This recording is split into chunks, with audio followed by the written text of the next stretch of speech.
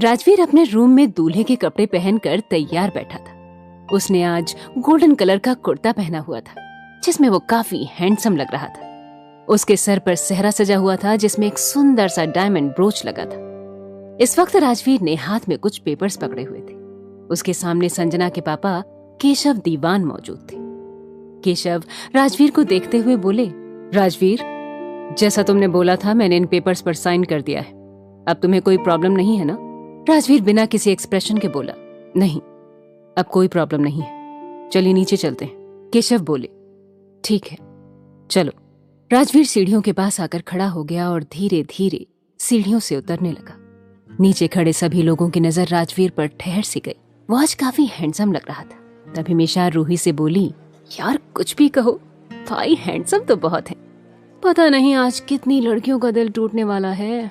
मिशा की बात सुनकर रूही बोली, हाँ मिशी, बात तो ठीक कह रही है। इश्की राजवीर को देखते हुए अपने मन में बोली, देखने में तो ये बिल्कुल सपनों के राजकुमार लगते हैं, पर हकीकत में बिल्कुल डेविल हैं। राजवीर नीचे आकर कुछ बिजनेसमैन से मिलने लगा और एक नजर इश्की को देखकर अपने असिस्टेंट को कुछ इशारा कर दिया। फिर वो मंडप में जाकर बैठ गया। पंडित जी मंत्र पढ़ने लगे। कुछ देर बाद पंडित जी ने संजना को बुलाने के लिए कहा। पंडित जी के बुलाने पर संजना की सभी दोस्त उसे लेकर आ गईं। आज संजना ने रेड कलर का लहंगा पहना था जिसमें वो बहुत सुंदर लग रही थी। उसको देखकर मिशा इश्की से बोली, आज तो ये भी सुंदर लग रही है। ये सुन इश्की बोली, हाँ सुंदर तो लग रही है, वैसे भी लड़की अपनी शादी वाले दिन बहुत सुंदर लगती है। मिशा बोली, पर जो भी हो वो तेरे से तो कम ही सुंदर है। ये सुन इश्की स्टाइल मारते हुए बोली, अब इसमें मैं क्या करूं, मैं हूं ही इतनी सुंदर।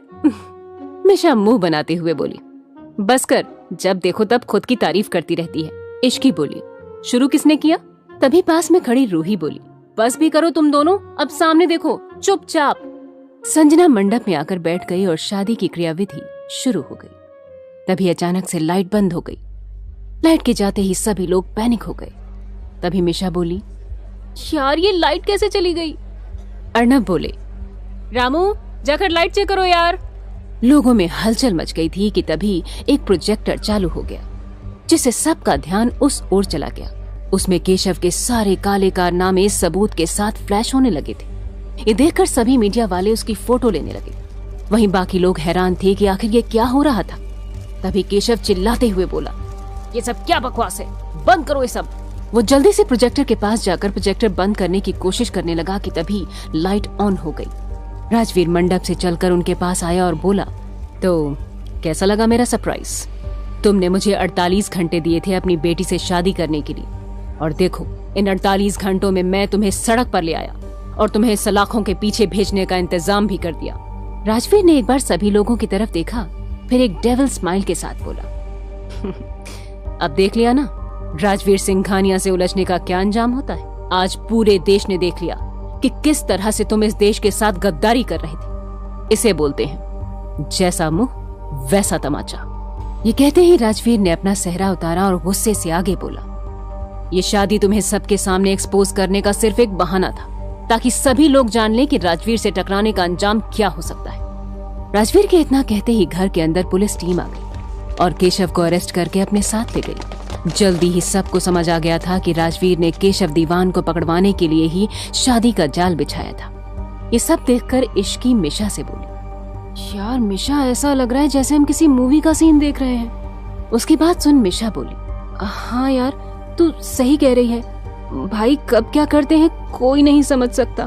कुछ देर बाद सभी मेहमान वहां से चले गए। वहीं मीडिया वालों ने राजवीर से कुछ सवाल किए और फिर वो लोग भी वहां से चले गए, सिवाय पंडित जी के, क्योंकि उन्हें वहां रुकने के लिए बोला गया था। सबके जाने के बाद हॉल में बस घर वाले, इश्की और संजना रह गए थे। जब संजना ने देखा कि अभी भी पंडित जी रुके हुए थे तो उसे एक उम्मीद मिली थी कि अभी भी शायद राजवीर उससे शादी कर लेगा। दादी बोली, राजवीर ये सब करना था तो शादी का नाटक क्यों किया? ये सुन राजवीर बोला, क्योंकि मुझे दीवान के शेयर चाहिए थे जो कि वो शादी वाले दिन ही देता। दादी बोली, लेकिन शादी तो तुम्हें 2 दिन के अंदर ही करनी है। तू भूल गया क्या कि तेरे दादाजी ने वसीयत में लिखा था तुझे 29 साल तक शादी करनी होगी। नहीं तो ये सारी प्रॉपर्टी ट्रस्ट में चली जाएगी और परसों तू 29 साल का होने वाला है। राजवीर बोला, मैं कुछ भी नहीं भूला हूँ दादी, मुझे सब याद है और मेरी शादी आज ही होगी। राजवीर की बात सुनकर अर्णव बोले, क्या तुम संजना से शादी करोगे? राजवीर बोला, नहीं।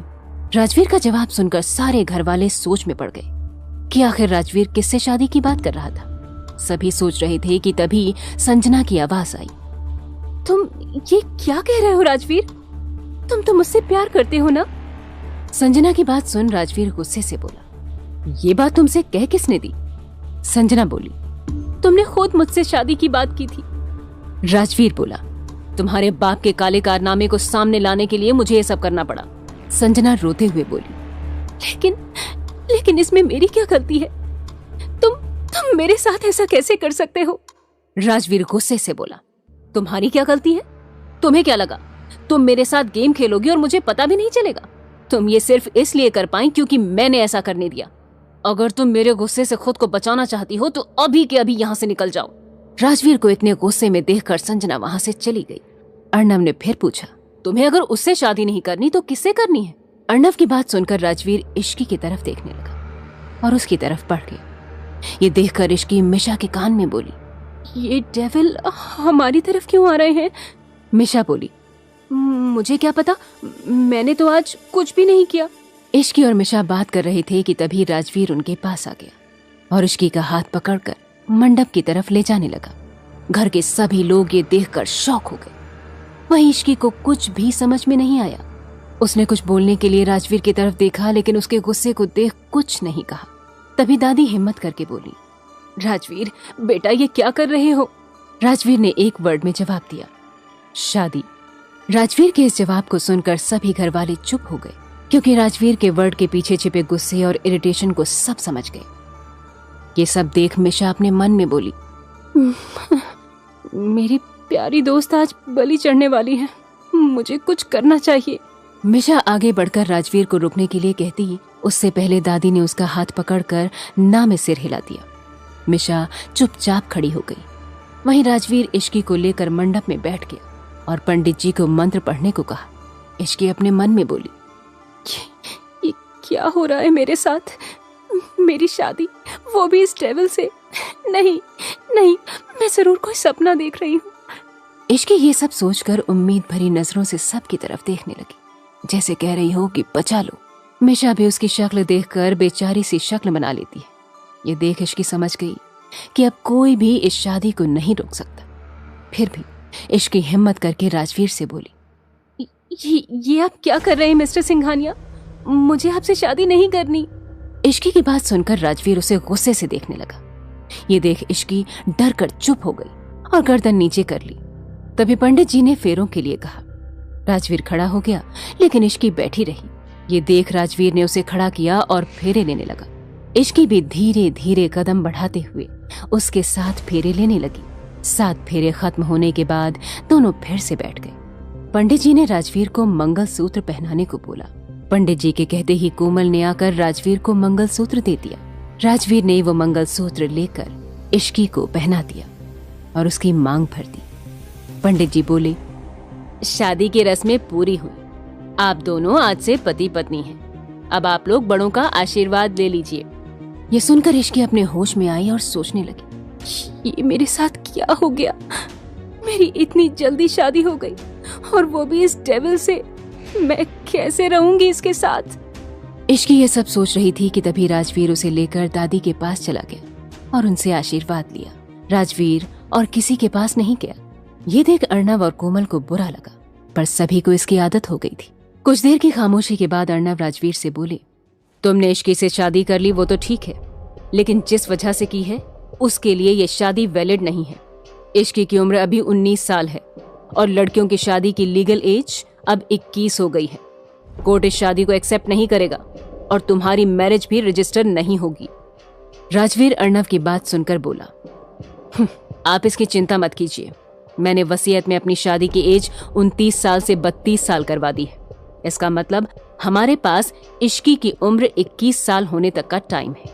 जब इश्की 21 साल की होगी तो शादी रजिस्टर हो जाएगी। ये कहते हुए राजवीर सीधे अपने रूम में चला गया। और नीचे सभी लोग खड़े उसे देखने लगे। उसके जाने के बाद कोमल इश्की के पास आई और उसे प्यार से आशीर्वाद देते हुए बोली, बेटा, अब इस पवित्र बंधन में बंध गई हो तो इसे पूरे दिल से निभाना। ये सुनते ही मिशा बोली, पवित्र बंधन में या जबरदस्ती के बंधन में?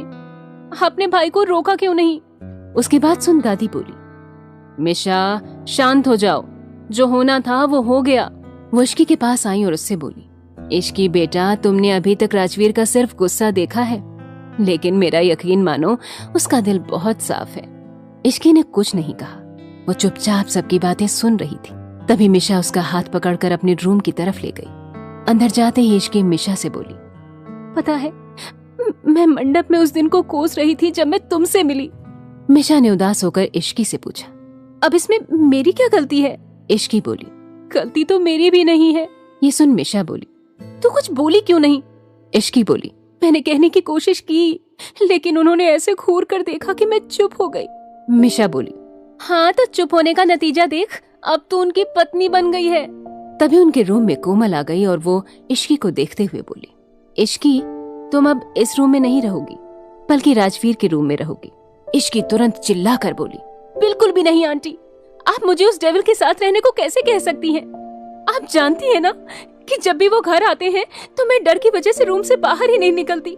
ऐसे मैं उनके रूम में कैसे रह सकती हूँ? नहीं, मैं नहीं जाऊंगी। उसकी बात सुन मिशा ने अपनी माँ कोमल से पूछा, हाँ माँ, ये कैसे रहेगी भाई के साथ? तभी रूही रूम में आते हुए बोली, इश्की, अगर तुम भाई के रूम में नहीं गई तो भाई तुम्हें लेने यहाँ आ जाएंगे। इश्की बोली, ये आप क्या कह रही हैं दी? शुभ शुभ बोलिए। रूही बोली, तो तुम भी शुभ शुभ करो और चलो हमारे साथ। रूही के ये कहते ही मिशा इश्की से बोली, चली जा इश्की, कहीं ऐसा ना हो कि भाई तुमसे गुस्सा हो जाए। इश्की धीरे से बोली, ठीक है, मैं अपने कपड़े ले लेती हूँ। ये कहते हुए इश्की ने अपनी नाइट ड्रेस और कुछ कपड़े लिए और कोमल के साथ राजवीर के रूम की तरफ चली गई। कोमल इश्की को लेकर राजवीर के रूम के बाहर रुककर इश्की से बोली, बेटा, तुम अंदर चली जाओ। ये सुन इश्की बेचारी सी शक्ल बनाकर बोली, एक तो आप मुझे डेविल के हवाले कर रही हैं, ऊपर से आप अंदर भी नहीं जा रही हैं। कोमल ने इश्की के गाल पर हाथ रखकर बोला, ऐसी बात नहीं है बेटा कि मैं तुम्हें अकेला छोड़ रही हूँ, बल्कि बात यह है कि राजवीर के रूम में सभी घर वालों को जाना मना है। ये सुनते ही इश्की बोली, तब तो मैं भी अंदर नहीं जाऊंगी, क्या पता मुझे देखकर वो गुस्सा हो जाए। कोमल जी बोली, ऐसा कुछ नहीं होगा, राजवीर तुम्हें कुछ नहीं कहेगा, तुम अंदर जाओ। इश्की ने आगे कुछ नहीं कहा और वो रूम का दरवाजा खोलकर अंदर देखने लगी। फिर कोमल से बोली, ये कितना बड़ा रूम है, ऐसा लग रहा है कि अंदर एक अलग ही दुनिया है। इश्की की बात सुनकर कोमल जी मुस्कुरा दी, फिर उसे अंदर जाने को कहा। इस बार इश्की हिम्मत करके अंदर चली गई। क्या होगा इनका आने वाला कल? क्या इश्की और राजवीर निभा पाएंगे इस रिश्ते को? कैसे निकलेगा राजवीर आने वाली परेशानियों से? कैसी होगी इनकी फर्स्ट नाइट?